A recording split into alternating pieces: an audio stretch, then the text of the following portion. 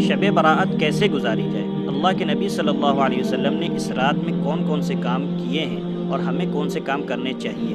چنانچہ اللہ کے نبی صلی اللہ علیہ وسلم نے اس رات میں صرف 3 کام کیے ہیں۔ ایک کام یہ کیا ہے کہ ایصال ثواب کیا ہے، دوسرا کام یہ کیا ہے کہ راتوں میں نفلی عبادات کی ہیں، اور تیسرا کام یہ کیا ہے کہ دن میں روزہ رکھا۔ چنانچہ ہمیں بھی انہی 3 کاموں کو کرنا چاہیے۔